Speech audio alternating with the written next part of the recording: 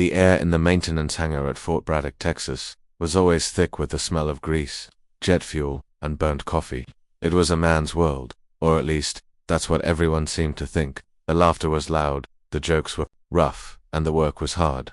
In the middle of it all was Sergeant Sarah Jenkins. At 28 she was younger than most of the other sergeants, and she was one of only 2 women on the entire maintenance floor. She was quiet, with a focus so intense it was like a shield. Her dark hair was always pulled back in a tight, neat bun, and her hands, though often stained with oil, moved with the precision of a surgeon. Sarah was an armament systems specialist. Her job was to make sure that when a pilot squeezed a trigger in the cockpit of an A-10 Warthog, the weapons did exactly what they were supposed to do. It was a job of 1,000 details, of checking circuits, aligning mounts, and loading ordnance. She loved the A-10. To her, it wasn't just a machine. It was a promise. It was a rugged, stubborn, brutally effective aircraft designed for one thing: protecting the soldiers on the ground. It was an honest plane, and Sarah believed in doing honest work to keep it that way. Her dedication, however, was not always appreciated. Her biggest problem had a name: Master Sergeant Rick Thompson, known to everyone as Bulldog. Thompson was a big man with a booming voice and a face that seemed permanently set in a scowl. He'd been in the Air Force for 25 years, and believed he was the heart and soul of the hangar. He saw Sarah's quiet competence not as a strength, but as a weakness. To him she was an outsider, a box checker who didn't understand the real rhythm of the work. His favorite name for her was Princess. Princess, you done staring at that wiring diagram, or are you gonna get your hands dirty? He'd bellow across the hangar, making sure everyone could hear. His crew of good old boys, mechanics who had been with him for years, would chuckle along. Sarah never rose to the bait. She would just look up, give a slight nod, and say, "Almost done, Master Sergeant. Just triple-checking the connections." Her refusal to get rattled only seemed to annoy him more. He couldn't understand her. She didn't gossip, she didn't complain, and she didn't cut corners. In Thompson's world, cutting a corner here and there was just part of getting the job done. It was about efficiency, he'd say. But Sarah knew that in her line of work, an efficient shortcut could mean the difference between a successful mission and a smoking crater, where friendly troops used to be. The tension in the hangar started to build in late spring. A major inspection was on the horizon. A team of colonels and auditors from command was scheduled to visit Fort Braddock to evaluate their readiness. For Bulldog Thompson, this inspection was everything. A good review meant a feather in his cap and solidified his reputation. A bad one could tarnish his long career. The pressure was on, and Thompson started pushing his crews harder than ever. Deadlines got shorter, work shifts got longer, and Sarah started noticing things, small things. At first, a checklist initialed without the work actually being performed, a pressure gauge on a hydraulic line that was just a hair outside the acceptable range, but signed off as good to go. A diagnostic test that was supposed to take an hour being completed in 20 minutes. She knew Thompson's crew was taking shortcuts to make the paperwork look good. They were hitting their deadlines, and the maintenance logs looked perfect, but the aircraft themselves were telling a different story. Sarah started keeping her own private log in a small, black notebook she carried in her cargo pocket. She documented every discrepancy she found, no matter how small. She wrote down the date, the time, the tail number of the aircraft, and the specific issue she'd observed. One afternoon, she was working on the loading system for the main cannon of an A-10, tail number 810964. The GAU-8 Avenger cannon was the heart of the Warthog, a 7-barreled monster that could fire 3,900 rounds a minute. The ammunition drum was massive, holding over 1,000 30mm shells. The loading process was complex and dangerous. As she ran a diagnostic on the feed mechanism, she found a tiny stress fracture in a transfer sprocket. It was a small piece of metal, no bigger than a silver dollar, but it was critical. If it failed under the immense pressure of a live fire, the ammo belt could jam, or worse, the system could lock up entirely. She followed protocol. She flagged the issue in the system and grounded the aircraft. An hour later, Bulldog Thompson stormed over to her workstation, his face red with anger. "Jenkins, what in the hell is this?" he roared, waving a printout of her report. "You're grounding my bird for a scratch. We've got a live-fire exercise in 2 weeks. This plane needs to be in the air, not sitting here because you've got a wild hair." "Master Sergeant, it's not a scratch," Sarah said calmly, holding her ground. "It's a hairline fracture. I magnified it on the scope. Under the stress of firing, it could fail. I've been doing this since before you were born, Princess," he sneered. I know a real problem from a paper problem. My guys looked at it. They say it's fine. Now, I want you to clear that flag and sign this plane off today. Sarah looked him straight in the eye. I can't do that, Master Sergeant. It's not safe. Thompson's eyes narrowed. He leaned in close, his voice dropping to a low, menacing growl. You're making a big mistake. You think your little notebook and your rulebook are going to save you. This is my hangar, my rules. You are trying to make me look bad in front of the brass, and I will not let that happen. Are we clear? I'm just trying to do my job, Sarah said, her own voice quiet but firm. No, you're trying to be a hero. And there are no heroes in the maintenance bay, Sergeant. Only people who get the job done and people who get in the way. He jabbed a thick finger at her chest. Stay out of my way. He stormed off, leaving Sarah standing alone by the massive gray plane. She knew what he was going to do. He would assign one of his own guys to re-inspect her work, and the fault would magically disappear from the records. The plane would be cleared for flight. That night, she couldn't sleep. She thought about her father. He had been a crew chief on B-52s during the Cold War. He was a man of few words, but he had instilled in her a powerful sense of duty. The pilot trusts the plane, he used to say, but the plane trusts the mechanic. Never break that trust. Sarah, not ever. She knew she couldn't let it go. The next morning she took a huge risk. She typed up a formal report, detailing not just the issue with the transfer sprocket, but all the other discrepancies she had logged in her notebook. She cited dates, times, and tail numbers. It was a damning account of systemic negligence. She knew that by submitting it, she was officially declaring war on Bulldog Thompson. She printed it out and, following the chain of command, she placed it in the secure mailbox for the hangar's administrative chief, who was supposed to pass it up to the base commander, Colonel Davies. She felt a knot of fear and relief in her stomach. She had done the right thing, now it was out of her hands. 2 days later, she was called into Thompson's office. The door was closed. A report was sitting on his desk, not in the colonel's. Thompson was leaning back in his chair, a smug look on his face. Looking for this, he said, tapping the papers. It seems it got misplaced. Found its way to my desk instead of the colonel's. Lucky for you. Sarah's blood ran cold. He had intercepted it. You just don't learn, do you, Jenkins? He said, his voice deceptively soft. He stood up and walked around the desk until he was standing right in front of her. You think you're so smart, so much better than everyone else. You come in here, a woman in a man's world, and you think you can just rewrite the rules. He picked up her report and tore it in half, then in quarters and let the pieces flutter into the trash can. Here's what's going to happen now, he said, his voice turning hard as steel. You are going to keep your mouth shut. You are going to do your job, and nothing more. You will not write any more reports. You will not keep any more secret notebooks. If I find you so much as looking at a plane the wrong way, I will personally write you up for insubordination so fast your head will spin. I will bury you in so much paperwork you'll be lucky to be cleaning latrines by the time that inspection is over. Your career will be finished. He leaned in closer, his face inches from hers. This is your final warning. Know your place. Sarah stood there, her heart hammering against her ribs.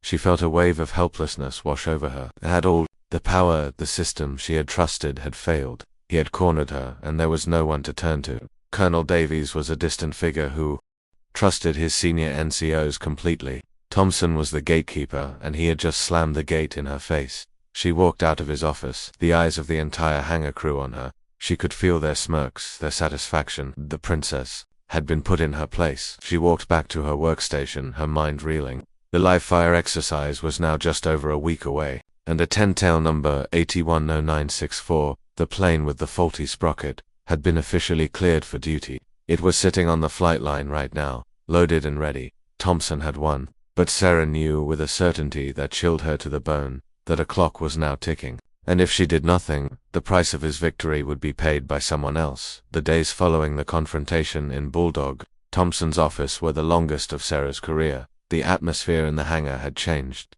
The usual loud jokes and laughter were still there, but now they felt directed at her. When she walked by, conversations would drop to a whisper, followed by a burst of snickering. Thompson had made an example of her, and his crew fell in line.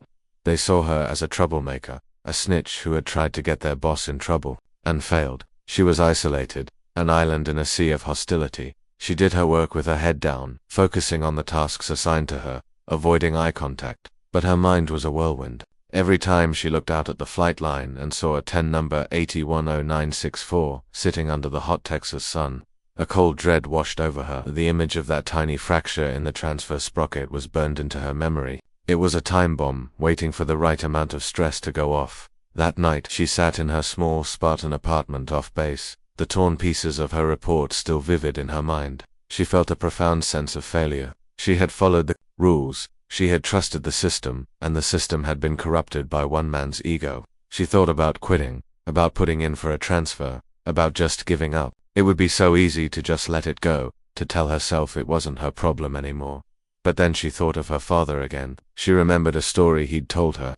A young pilot, fresh out of flight school, had been terrified of his first night flight in a B-52. Her dad had found him in the hangar, pale and sweating. He didn't give him a pep talk. He just walked him over to the massive landing gear of the bomber, pointed to a single bolt, and said, "I torqued that bolt myself, and the one next to it, and the one next to that. I checked every single one. My name is on this plane. You go up there and you fly it. I'll be right here on the ground, waiting for you to come back."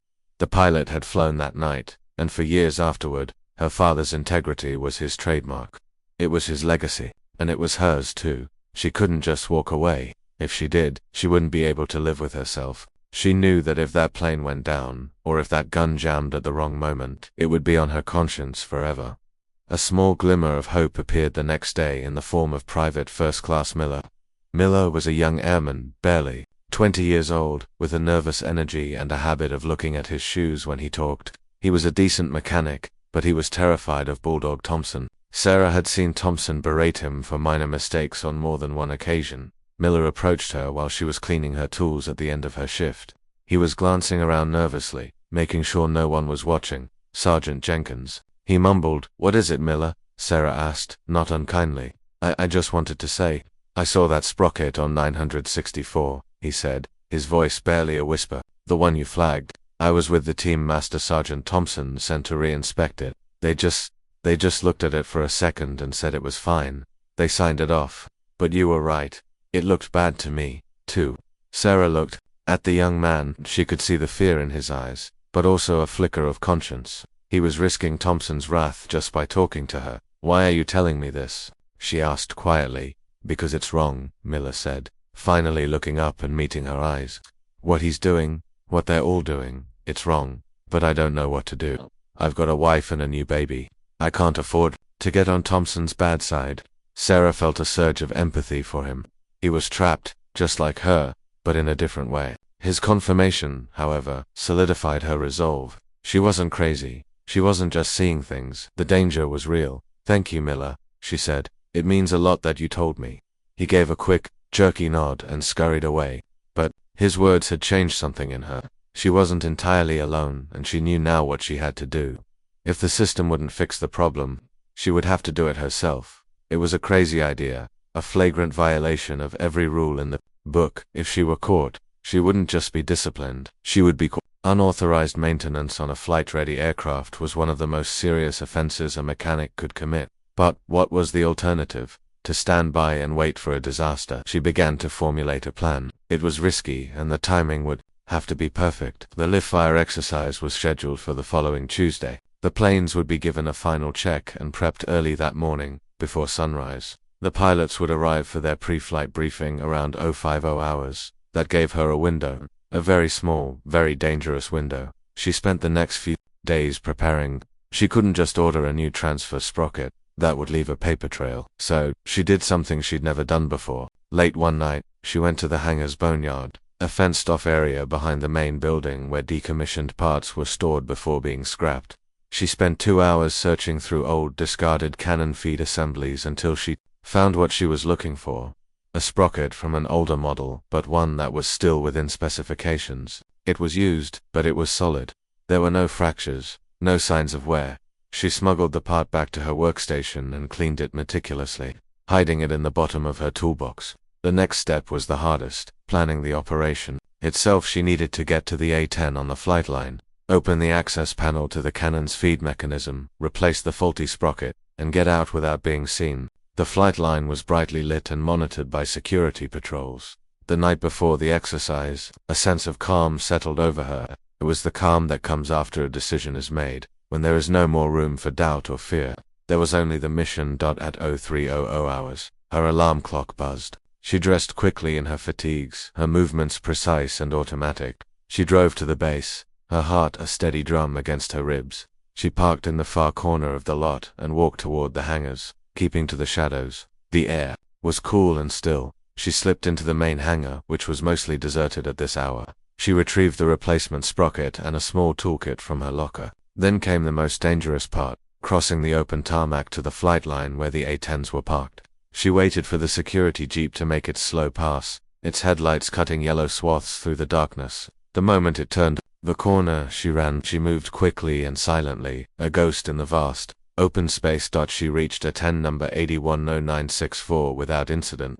The plane was a hulking shadow against the pre-dawn sky. She took a deep breath and got to work. Her hands moved with practiced efficiency. She opened the access panel on the port side, just behind the cockpit. Inside was a complex web of machinery, the heart of the Avenger cannon. She located the faulty sprocket. Even in the dim light, she could see the tiny, dark line of the fracture. She worked quickly, her tools making soft metallic clicks in the quiet air. She removed the damaged part and carefully installed the replacement. Everything was going smoothly.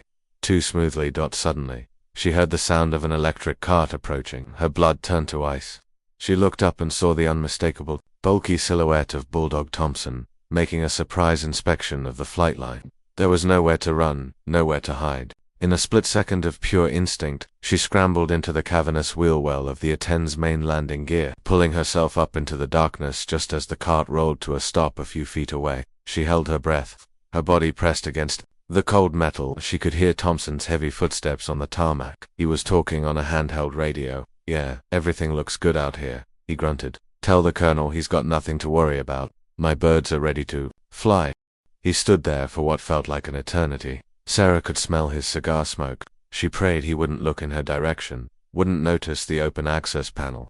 Finally, after a few moments, he got back in his cart and drove off toward the next plane. Sarah waited until the sound of the cart faded completely before she allowed herself to breathe. Her hands were shaking, but she forced them to be still. She scrambled out of the wheel well and went back to work. She had lost precious time.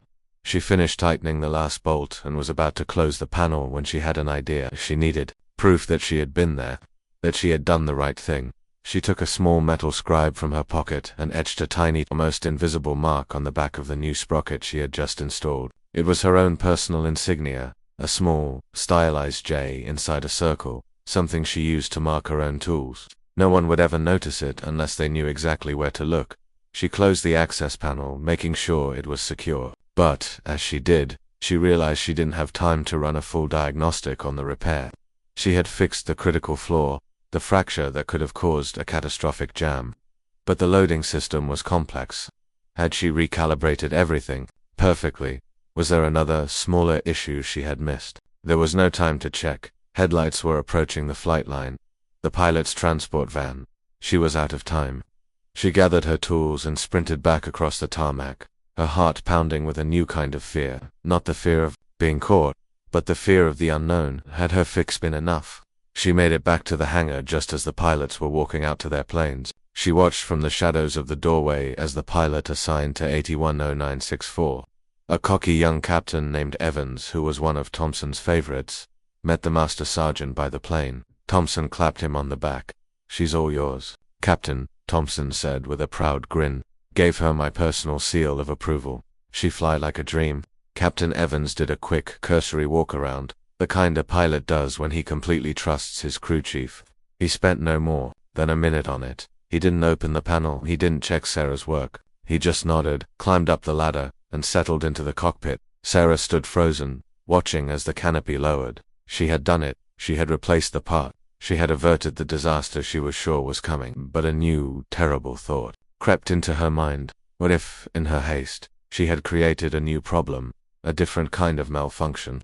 The engines of the A-10 whined to life, building to a deafening roar. Sarah watched as the plane taxied toward the main runway. Her stomach was in knots. She had acted alone, broken every rule, and now the consequences were taxiing out to take flight. The part was fixed, but her career, and potentially the pilot's life, were hanging by a thread she had woven in the dark. The A-10 lifted off the runway, a grey beast climbing into the pale morning sky, and Sarah could do nothing but watch it go. The training range at Fort Braddock was a sprawling expanse of dry, dusty land dotted with scrub brush and rocky outcrops. In the center of it was a mock village, a collection of simple cinder-block buildings designed to simulate a hostile urban environment.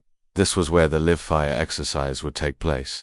In a concrete observation tower overlooking the range, Colonel Davies stood with a group of visiting inspectors. They watched through high-powered binoculars as a company of Army Rangers began their simulated assault on the village. Bulldog Thompson was there too, standing just behind the colonel, a proud, confident smile on his face. This was his show. His planes were providing the air support, and he was eager to impress the brass. Sarah was miles away, back in a small, windowless radio shack next to the main hangar. Her official job for the day was to be on standby for any maintenance issues relayed by the pilots. But really, she was there for one reason: to monitor the radio traffic from a tent.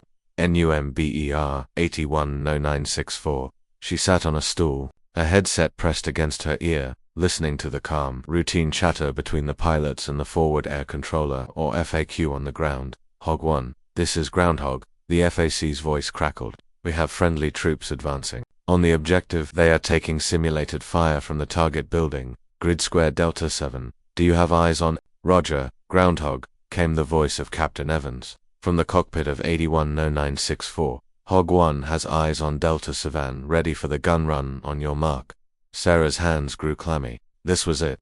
The moment of truth.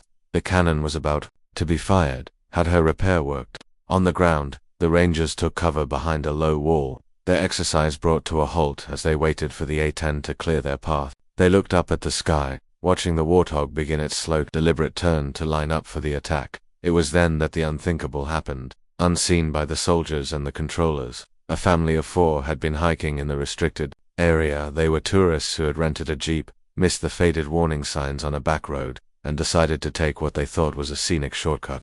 The father, mother, and their 2 young children, a boy and a girl, were tired from the morning sun. They saw the mock village as a perfect place to rest in the shade for a few minutes. They wandered into the very building that was now designated as the target, Delta 7, and they had no idea they had just walked into the kill zone of a military exercise. The forward air controller, a sharp-eyed young sergeant, was scanning the area with his binoculars one last time before giving the final clearance. He saw a flicker of movement in a window of the target building. It wasn't a soldier. It was a flash of a bright pink shirt. A child. His blood ran cold. He slammed his hand down on the radio transmitter.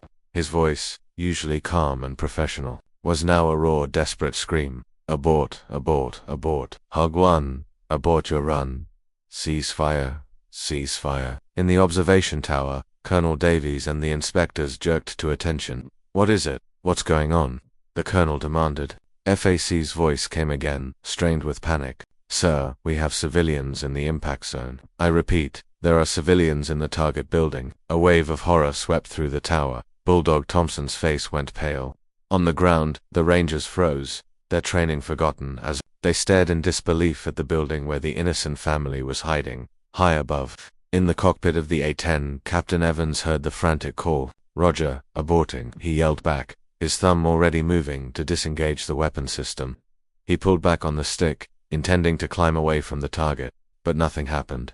The plane stayed locked in its dive. A warning light flashed. On his console, weapon system malfunction. He tried to override it. He flipped the master arm switch to safe. The light stayed on. The system was unresponsive. The GU-8 Avenger cannon was still armed. The firing sequence was locked in, and the plane was still hurtling toward the building. Sarah, in the radio shack, had fixed the main problem, the broken sprocket that would have caused a jam, but in her haste she hadn't had time to run a full diagnostic. She hadn't been able to check the secondary electronic relays that connected the pilot's controls to the firing mechanism. Now, under the stress of the sudden abort command, one of those relays had shorted out. She had prevented one type of failure only to inadvertently create another, even more terrifying one. She had taken away the pilot's control. I can't stop it. Evans's voice screamed over the radio, laced with sheer terror. The system is locked. I can't disengage. I can't pull up. In the radio shack, Sarah felt the world drop out from under her. She knew instantly what had happened. It was the relay. A 1 in a million electrical fault she could never have predicted, born from a repair she should never have been forced to make. It was her fault. Her unauthorized, desperate fix had just signed a death warrant for that family. The next few seconds stretched into an eternity. The radio was filled with a cacophony of useless noise.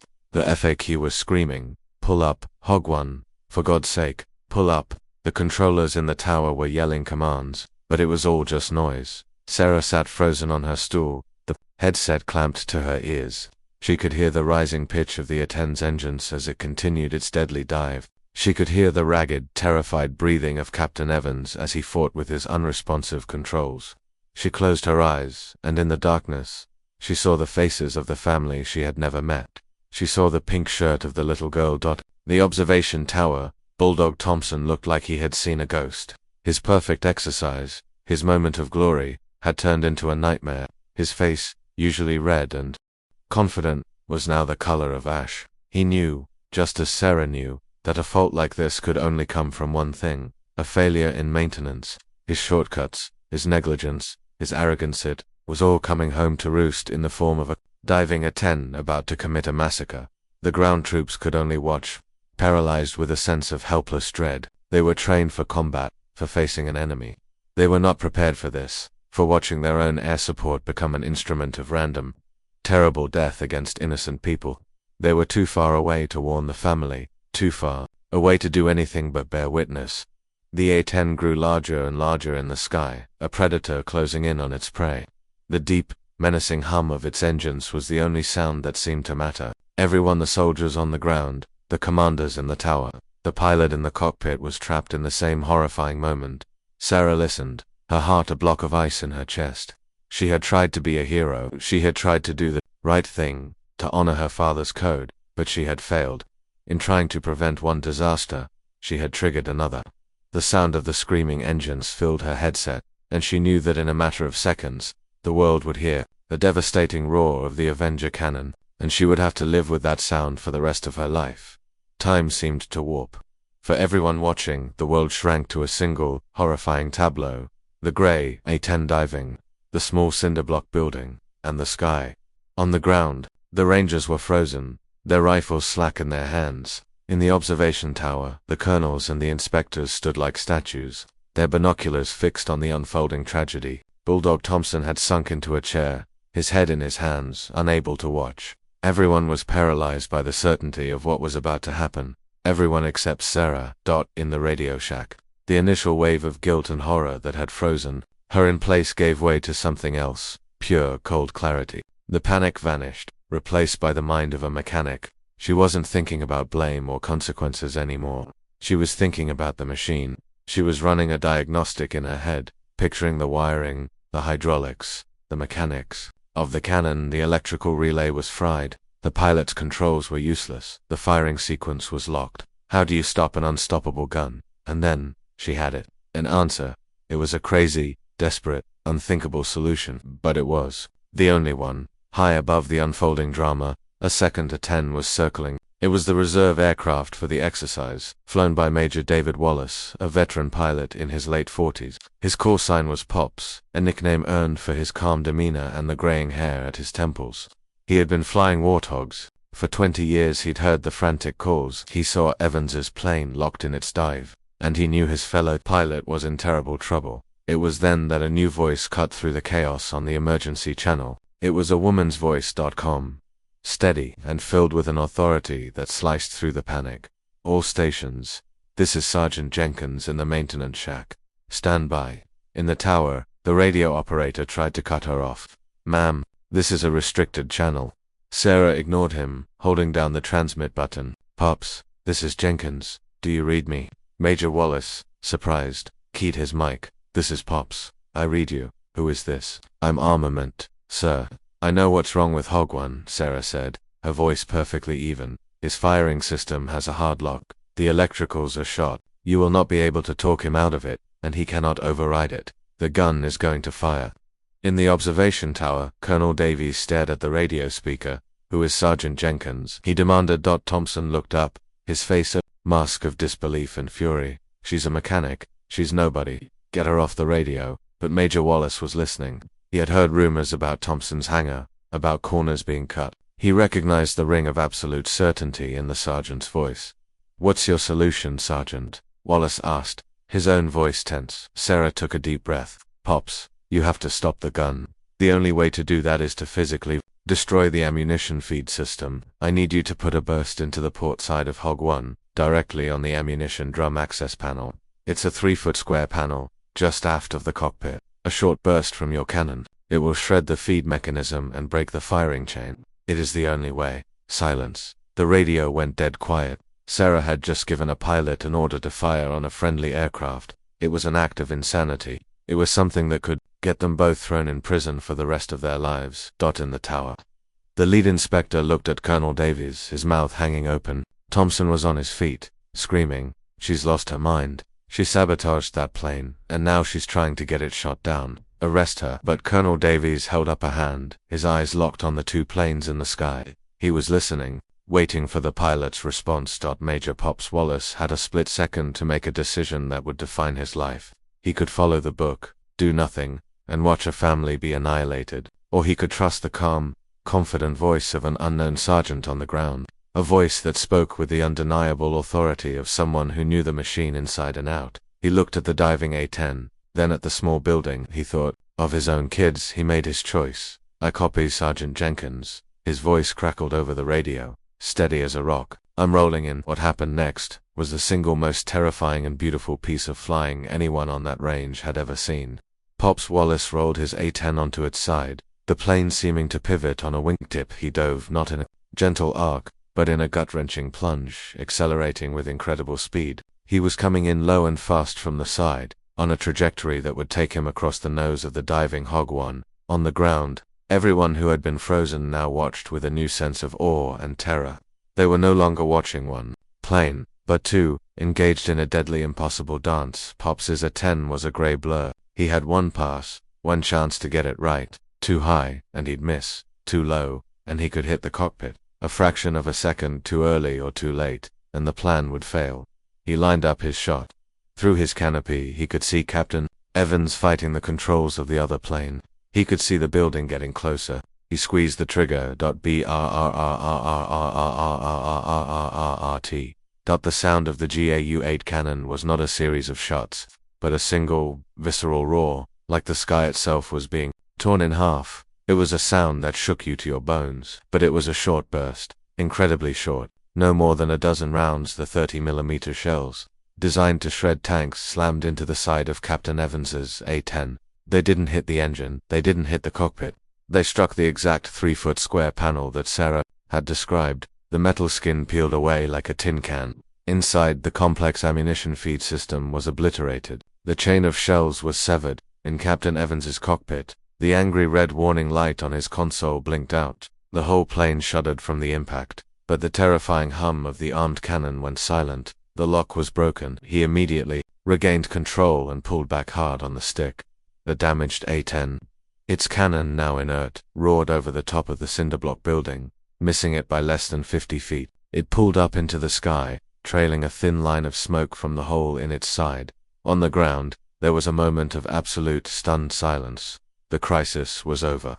The roar of the cannon faded, leaving only the sound of the 2 A-10 engines. Then, as if on cue, the family, startled by the deafening noise, ran out of the building. They looked up at the sky, confused and terrified, but completely unharmed. A collective gasp went through the crowd of soldiers. They had just witnessed a miracle. They had seen one A-10 shoot another to save a family. In the observation tower, Colonel Davies slowly lowered his binoculars, his face pale.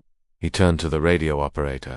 "Get me Sergeant Jenkins," he said, his voice low and intense. Now, back in the radio shack, Sarah heard Major Wallace's calm voice report. "Hog 1 is hit, but stable. Target is clear. Repeat, target is clear." She let the headset fall from her hand. It clattered onto the console. She stood up, her legs shaking so badly she had to hold onto the table for support. She had done it. Her crazy, impossible plan had worked. She looked at her hands. They were steady. She had faced the ultimate consequence of her actions, and she had not blinked. She stood alone in the quiet of the radio shack, waiting for the military police to come and take her away. The storm had passed, but her personal aftermath of the near disaster was swift and absolute. Fort Braddock was immediately locked down. The live-fire exercise was terminated. 2 teams of investigators were dispatched, one to secure the training range and interview the shaken family, the other to meet the 2 A10s as they landed. Captain Evans brought his damaged Warthog in safely. He was trembling as he climbed out of the cockpit, his face as white as a sheet. He looked at the ragged, gaping hole in the side of his aircraft, and then at Major Wallace's plane taxiing to a stop nearby. He understood that he owed his life, and his conscience, to the pilot. He called Pops. The investigation began in earnest within the hour. It was not a typical base inquiry. It was being led by the visiting inspectors, a team of full colonels who had witnessed the entire event with their own eyes. They were impartial, and they were furious. Their first stop was the maintenance logs. Their second was Colonel Davies's office. Sarah was escorted from the radio shack by 2 stone-faced military policemen. They didn't handcuff her, but their presence was a clear message. She was not a hero. She was a person of interest in a major incident. As she walked across the tarmac, the mechanics from the hangar stopped what they were doing and stared. Their usual smirks were gone, replaced by looks of confusion and awe. They had all heard the radio traffic. They knew she was the voice that had directed the impossible shot. She was led into the colonel's office. The room was crowded and tense. Colonel Davies sat behind his desk, his face grim. The lead inspector, a stern-faced man named Colonel Price, stood by the window, and in a chair in the corner, looking small and defeated, was Master Sergeant Rick Bulldog Thompson, Sergeant Jenkins. Colonel Price began, his voice cold and formal. You understand the severity of this situation. You admit that you gave a direct order to Major Wallace to fire upon a friendly aircraft. Yes, sir, Sarah said, her voice quiet but steady. Thompson shot up from his chair. She's a saboteur, I'm telling you, she has a grudge against me. She tampered with that plane to make me look bad. She's unstable. She made it all up. Colonel Price silenced him with a glare. Master Sergeant, you will speak when you are spoken to. He turned back to Sarah. Sergeant, Master Sergeant Thompson alleges that you have been insubordinate and that you deliberately damaged the aircraft's systems. How do you respond? Sarah looked from the inspector to Colonel Davies, and finally at Thompson. She felt a strange sense of calm. The time for fear was over. Now was the time for the truth. Sirs, she began, her voice clear and unwavering, I did not sabotage that aircraft. I tried to save it. 2 weeks ago, I discovered a critical stress fracture in the cannon's feed mechanism. I grounded the plane and filed a report. Master Sergeant Thompson overruled me, cleared the plane for flight, and confiscated my report. Thompson started to protest again, but the colonel cut him off. He threatened my career if I pursued it. Sarah continued. So, I broke protocol. Early this morning, I went out to the flight line and replaced the faulty part myself with one I sourced from the boneyard. I did this without authorization because I believed a catastrophic failure was imminent. Colonel Price raised an eyebrow. You admit to performing unauthorized maintenance on a flight-ready aircraft? Yes, sir, I do, Sarah said. What I didn't have time to do was run a full diagnostic on the electronic relays after the repair. That is what I believe failed during the exercise, causing the weapons system to lock up. It was an unforeseen consequence of a necessary, but illicit, repair. Thompson laughed, a harsh, ugly sound, a likely story. Where's your proof? Where's this supposed report you filed? You should check the top right drawer of Master Sergeant Thompson's desk. Sir, Sarah said, looking directly at Colonel Davies. That's where he put it after he tore it up in front of me. The pieces should still be in his trash can. After that, I suggest you have your forensics team examine the damaged feed mechanism from Hog 1. They will find that the broken part is not the one I replaced, but an electronic relay. And finally, sir, if you want proof that I was the one who tried to fix it, she paused, have your team inspect the replacement sprocket I installed. On the back they will find a small, hand-scribed insignia, a letter J inside a circle. It's my personal mark. The room fell silent. Colonel Price stared at Sarah for a long moment, then turned to Colonel Davies. Colonel, seal Master Sergeant Thompson's office. I want a team in there right now and get a forensics crew to that hangar. The next few hours were a blur of activity. The investigators, methodical and efficient, followed Sarah's instructions to the letter. They found the torn pieces of her original report in Thompson's trash can. They found her meticulously kept notebook locked in her personal locker. The forensics team, examining the damaged A-10, confirmed her story completely. The original sprocket had been replaced, and the new one bore her tiny, hidden mark. The failure was exactly where she said it would be. A fried electronic relay. The final nail in Thompson's coffin came from the flight line security footage. Reviewing the tapes from the last 2 months, the investigators uncovered a pattern of systemic negligence. They saw Thompson's crews skipping entire sections of their pre-flight checks, falsifying maintenance logs, and leaving their shifts early. It was all there, inarguable, on video. Faced with the mountain of evidence, Thompson's bluster evaporated. His entire world had crumbled. PFC Miller, the young airman, saw his chance. He came forward and gave a sworn statement, corroborating everything Sarah had said about the culture of fear and intimidation in the hangar. Captain Evans, shaken to his core, admitted that he had felt pressured by Thompson to rush his pre-flight checks for months. By sunset, it was over. Sarah was called back into the colonel's office. This time, the room was different. Thompson was gone, already in custody and awaiting court-martial. The only other people there were Colonel Davies, Colonel Price, and Major Pops Wallace. Colonel Davies stood up as she entered. His face was etched with humility and regret. "Sergeant Jenkins," he said, his voice heavy, "I owe you an apology. The system failed you. I failed you. I put too much trust in a man who didn't deserve it, and I overlooked a subordinate who deserved it more than anyone. Your actions today were unorthodox. They violated dozens of regulations, but they also demonstrated a level of courage, integrity, and technical brilliance that I have rarely seen. You saved the lives of that family. You saved the career of Captain Evans, and you saved the honor of this base. Thank you." Major Wallace stepped forward, a small, genuine smile on his face. He held out his hand. "Sergeant," he said, "I never got a chance to properly thank you. My hands were shaking so badly up there I could barely fly straight. But your voice, it was the calmest thing I'd ever heard. I trusted that voice. I'm damn glad I did." Sarah shook his hand, a wave of relief so profound it almost buckled her knees. Weeks later, a new normal had settled over Fort Braddock. Master Sergeant Thompson was gone, stripped of his rank and facing a long list of charges.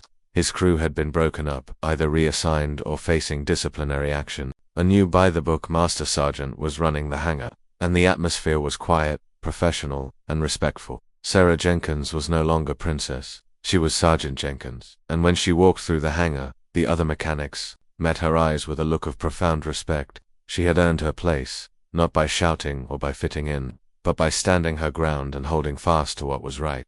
One sunny afternoon, she was out on the flight line, watching a newly serviced A-10 take off. Major Wallace walked up and stood beside her. They watched together as the Warthog climbed into the bright blue Texas sky. "You know," Pops said, not taking his eyes off the plane, "we need people like you up there, not just down here fixing them. You ever think about flying?" Sarah looked up at the soaring aircraft, the sound of its engines a familiar and comforting roar. For the first time in a long time, she felt a genuine smile spread across her face. She didn't know what the future held, but she knew she had found her place. She had been tested, and she had not been broken. The sky was the limit. CKO Ning was just about to begin.